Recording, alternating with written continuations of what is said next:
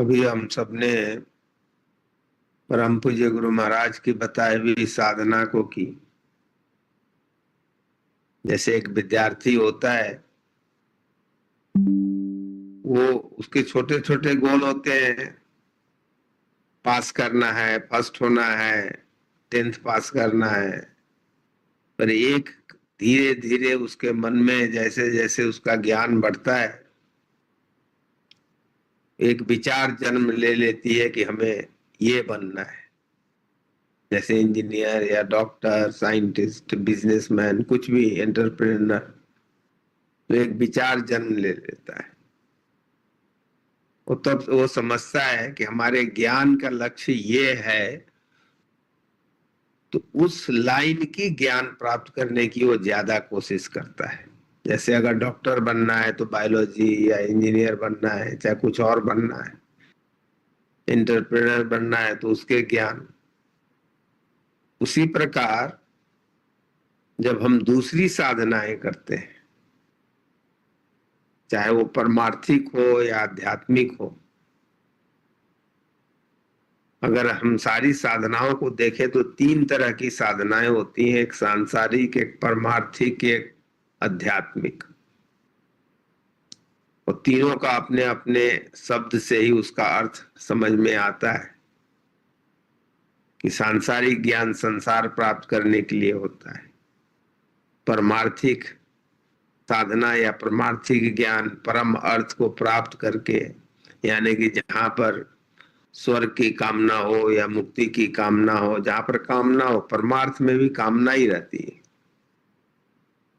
कि हमें पुण्य करना है, पापों को क्षय करना है। परमार्थ की भी एक कामना ही होती। परम पूज्य गुरु महाराज ने जो साधना हम सबों को दी है, वास्तव में अगर उसको सही ढंग से समझे, सही ढंग से करें, तो तीनों की प्राप्ति होती है। पर जैसे जब हम कोई कार्य करते हैं, जैसे एक फैक्ट्री होती है, तो एक मेन प्रोडक्ट होता है, कई सारे बाई प्रोडक्ट बन जाते हैं। परम पूज्य गुरु महाराज की साधना का मेन प्रोडक्ट क्या है? मेन प्रोडक्ट है अध्यात्म। परमार्थ और संसार उसके बाई प्रोडक्ट है। पर जैसे आप किसी फैक्ट्री में अगर बाई प्रोडक्ट पर ध्यान देंगे तो मेन प्रोडक्ट गड़बड़ हो जाएगी। और इसीलिए परम पूज्य गुरु महाराज के अगर लिटरेचर को पढ़ें, परम पूज्य गुरु महाराज के जीवन को देखें, तो उन्होंने मेहमान होने की बात की है। उन्होंने सारे कार्य गुरु का समझ के करने की है। उन्होंने दोनों बातें बताई कि कोई भी बंधन हो, चाहे सोने का हो या लोहे का हो, बंधन ही होता है। और इसीलिए निष्काम बात की बात आती है। इसीलिए उन्होंने प्रेम और सेवा की बात की। वास्तव में परम पूज्य गुरु महाराज की साधना हमें ऐसे विचार में ढालती है जहां पर हमारा जीवन हमारा नहीं रह जाता है। हमारा जीवन समर्थ गुरु क्या चाहते हैं उनके ऊपर छोड़ देते हैं, जहां पर सारी कामनाओं का धीरे धीरे अंत हो जाता है। न हमें ये कामना होती है कि हम संसार में ये कर लें या परमार्थ में ये कर लें। मुक्ति की भी कामना नहीं रह जाती। इसका तात्पर्य ये नहीं है कि हम संसार में नहीं हैं, हम परमार्थ के कोई कार्य नहीं कर रहे हैं। सारे कार्य गुरु का समझ के करते हुए चले जाते हैं। गुरु का कार्य समझना न इतना आसान है न इतना मुश्किल है। जिस कार्य को हम मुश्किल समझेंगे वो मुश्किल हो जाता है, जिस कार्य को हम आसान समझेंगे वो आसान हो जाता है। अगर आप देखें तो कही जाती है एक बात कि सृष्टि में परमात्मा के मर्जी के बगैर पत्ता भी नहीं हिलता है। तो क्या हम निष्क्रिय बैठ जाएं? निष्क्रिय बैठना परम पूज्य गुरु महाराज के साधना का उद्देश्य नहीं है। परम पूज्य और उसको करना, और इसीलिए गुरु का कार्य कहा जाता है। तो उसमें देखना पड़ेगा कि आपको परमात्मा ने जो प्रदान किया है उसकी सेवा, उसको प्रेम प्रदान करना बगैर किसी इच्छा के कैसे किया जा सकता है। अब सबसे पहले परमात्मा ने आपको क्या प्रदान किया है? आपको अपना शरीर प्रदान किया है। तो अगर हम शरीर की देखभाल ही नहीं करें, शरीर को स्वच्छ नहीं रखें, तो फिर परमात्मा ने जो शरीर प्रदान किया उसकी देखभाल हम बिना निष्काम होकर के कर रहे हैं क्या? शरीर को स्वच्छ रखना, शरीर के देखभाल करने का तात्पर्य ये नहीं है कि हम इच्छा पाल लें कि हमें लंबा जीवन जीना है। वो गुरु के ऊपर हमें छोड़ना है, वो कितना दिन हमें रखना चाहते हैं। हमारा कार्य इतना ही है कि जो है उसको देखभाल करना है। शरीर के साथ हमें क्या प्रदान किया उन्होंने? कि शक्ति प्राप्त करना। सारे कुछ जो भी हम प्राप्त करते हैं वो शक्ति ही तो है। शक्ति के स्वरूप अलग अलग हैं, चाहे वो आर्थिक शक्ति हो, मानसिक शक्ति हो, बौद्धिक शक्ति हो। कोई भी चीज आप प्राप्त करते हैं या कोई पोस्ट प्राप्त करते हैं, शक्ति ही प्रदान करता है। तो उस शक्ति को कैसे निष्काम होकर के प्राप्त किया जाए, किसी इच्छा के बगैर प्राप्त किया जाए, ये हमारा कर्तव्य बनता है। वह शक्ति किस काम में आएगी वो गुरु की मर्जी। वो शक्ति अगर हम प्राप्त न करें तो हम सेवा कर नहीं सकते, किसी को प्रेम भी नहीं प्रदान कर सकते। जो पौधा वृक्ष बनेगा नहीं वो छाया प्रदान कर ही नहीं सकता। तो परम पूज्य गुरु महाराज की यह जो प्रेम और सेवा की जो बात है, जो हमें अपने जीवन में उतारने की बात है, उसके लिए तो शक्ति चाहिए। मानसिक शक्ति भी चाहिए, शारीरिक शक्ति भी चाहिए, बौद्धिक शक्ति भी चाहिए, सारी शक्तियां चाहिए। इसलिए शक्ति प्राप्त करना कोई गलत बात नहीं, पर शक्ति का इस्तेमाल कैसे करना है उसका अगर हमारे पास ज्ञान नहीं हो, जैसे किसी को बहुत सारा धन दे दिया जाए पर उसके पास वह ज्ञान ही नहीं हो कि उसको कैसे संभालना है, तो बर्बाद कर देगा। उसके पास धन रहेगा ही नहीं।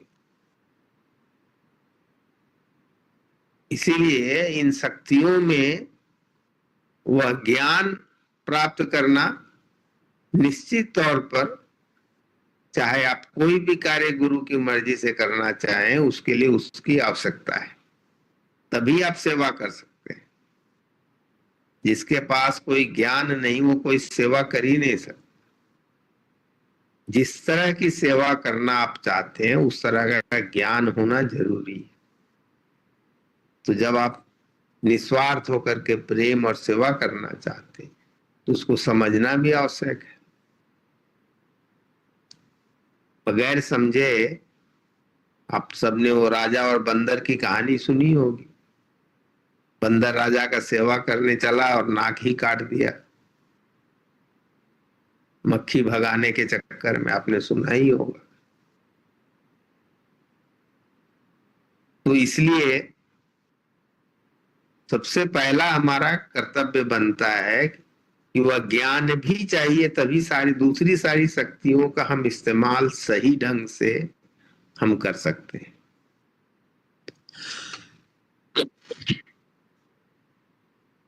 अब ज्ञान भी दो प्रकार के होते हैं।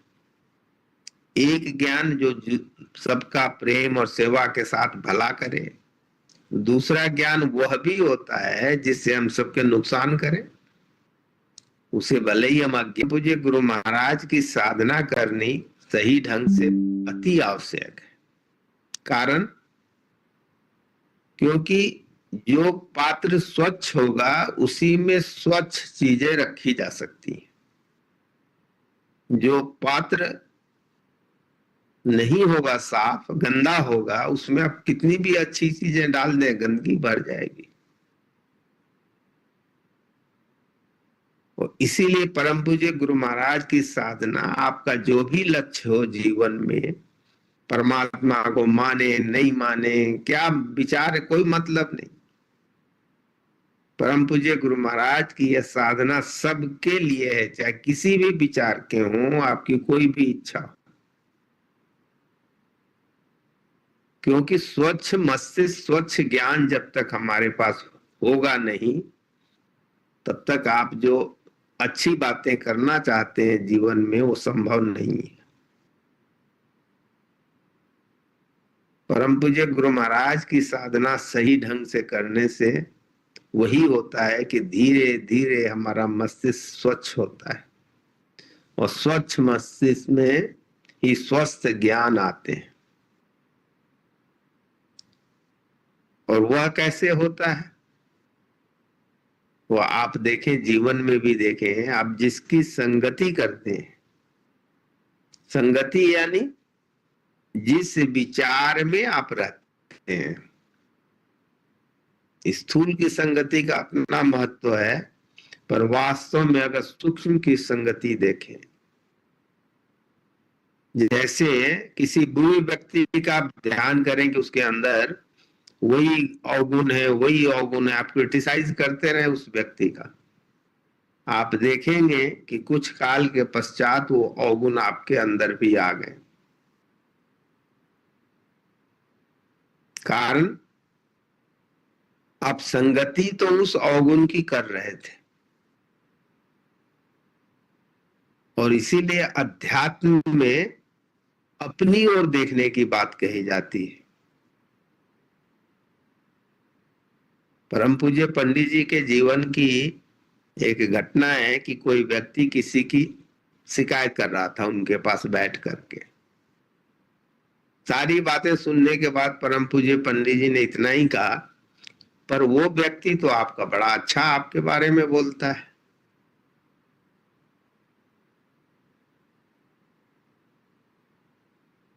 तो तात्पर्य ये कि किसी भी चीज में अगर आप सिर्फ अपने आप को नहीं देखना चाहते हैं, अपने आप से ही संगति नहीं करना चाहते हैं, हरदम गुरु की संगति में नहीं रहना चाहते हैं, चाहे संसार के कारण चाहे जो भी हो, तो जिस व्यक्ति की भी संगति करनी पड़े जीवन यापन के दौरान, उसके अच्छे गुरु की संगति करें। क्योंकि होगा तो वही।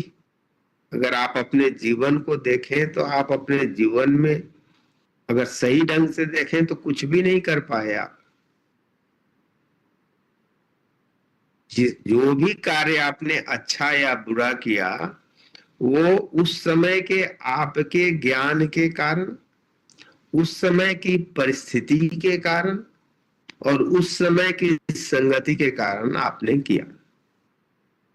अच्छे कार्य भी, बुरे कार्य भी, दोनों अगर देखें तो या तो ज्ञान उस समय आपका कम था, नहीं था ज्ञान, इसलिए गलती हो गई, या संगति ऐसी थी कि गलती हो गई, या परिस्थिति ऐसी थी। तो परिस्थिति और ज्ञान मिलकर के, जैसा एक भूखा व्यक्ति है, परिस्थिति है, भूखा है, वो उसके पास पैसे नहीं है, कुछ नहीं है, भूख कैसे मिटाए नहीं पता है उसे, कुछ साधन नहीं है। तो वह परिस्थिति और ज्ञान, ये कि वो ज्ञान समय गायब हो जाता है,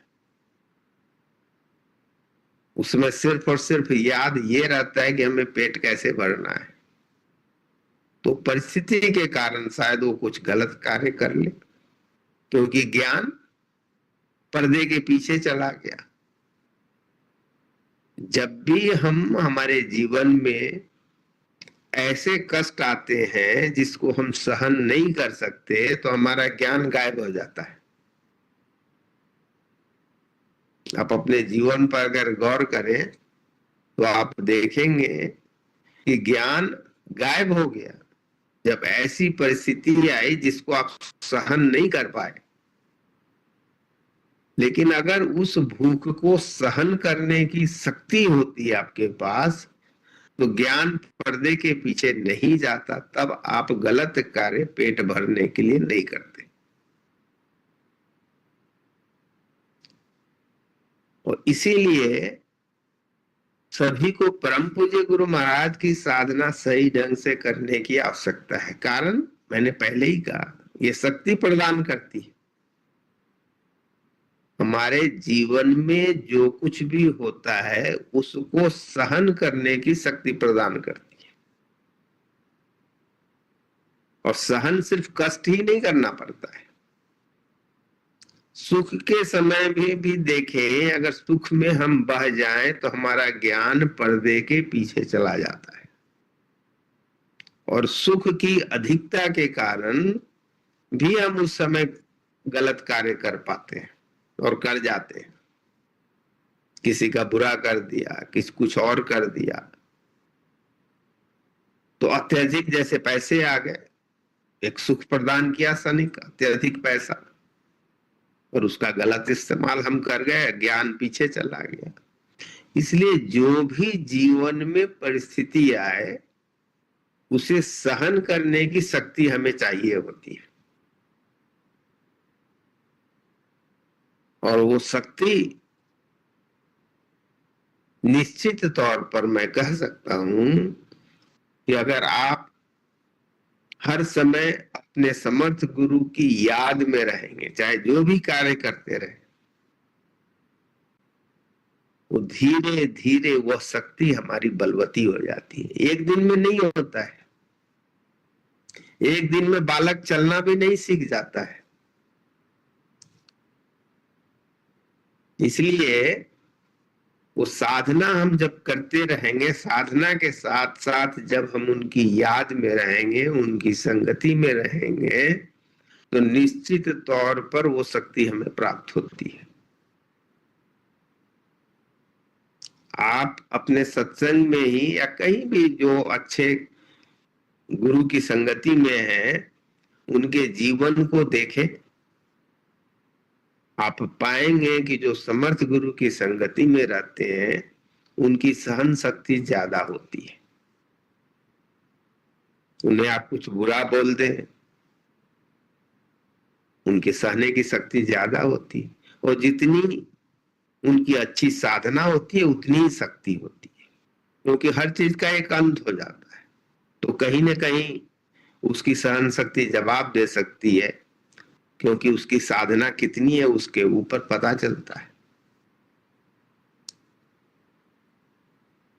तो इसलिए हमारा उद्देश्य चाहे जो भी हो, आप परम पूज्य गुरु महाराज की साधना नियम पूर्वक सही ढंग से करना अति आवश्यक है। कारण परम पूज्य गुरु महाराज ने एक बात और बतलाई है कि जड़ है और चेतन है, हमें चेतन की साधना करनी है। संत मत में फोटो मूर्ति इनकी साधना नहीं करते हम। जैसे अगर परम पूज्य गुरु महाराज के फोटो पर आप फूल चढ़ा रहे हैं, आप फोटो पर चढ़ाएंगे तो आपको फायदा नहीं होगा। वो फूल चढ़ाने के समय आपको कल्पना करना पड़ेगा कि साक्षात गुरु महाराज सामने खड़े हैं, उनके चरण कमल पर हम फूल चढ़ा रहे हैं, या उनके गले में माला पहना रहे।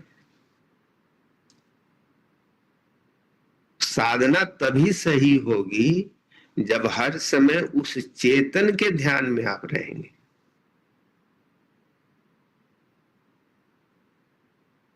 क्योंकि जड़ कि साधना करने से जड़ता ही प्राप्त होगी। इसलिए हमेशा ये याद रखना पड़ेगा कि हम अपने हर कार्य में चेतन को प्राथमिकता प्रदान करें,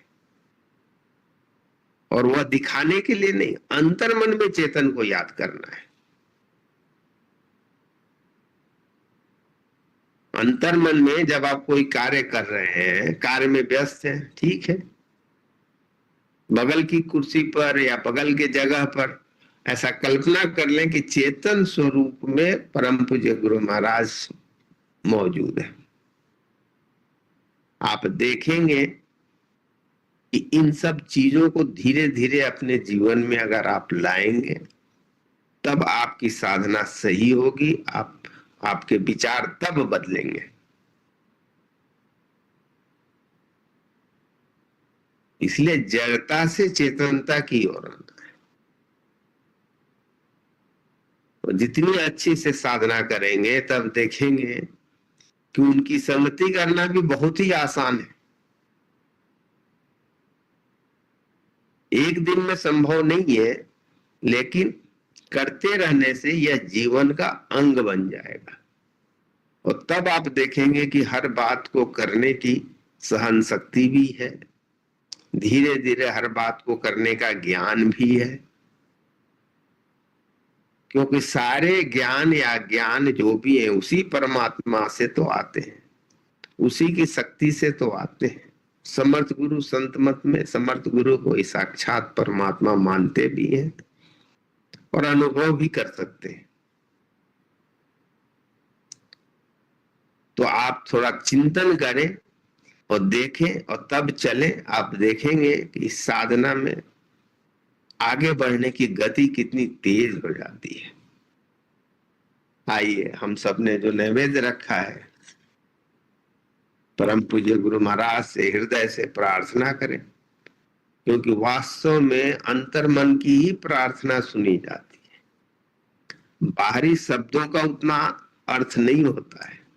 जैसे आपको कोई आशीर्वाद दे दे शब्द से, निश्चित माने उसका उतना फल नहीं होता है।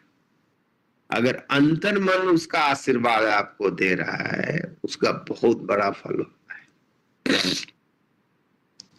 और इसीलिए समर्थ गुरु को प्रसन्न करना अति आवश्यक कार्य है। और वो तभी है जब हम सही ढंग से कोशिश करेंगे तो संभव है। तो उन्हीं से प्रार्थना करें। वैसे तो सब कुछ है, आपका ही है, पर इस ज्ञान को हमारे अंदर प्रदान करें। आप जो चाहते हैं वैसा ही शक्ति हमें प्रदान करें। आप प्रसन्न रहें, इस नैवेद्य में ऐसी शक्ति प्रदान करें कि जो भी जीव इसे ग्रहण करें उनका कल्याण, सभी के कल्याण की कामना करते हुए आइए थोड़ी देर उनसे प्रार्थना करें कि नैवेद्य स्वीकार करें।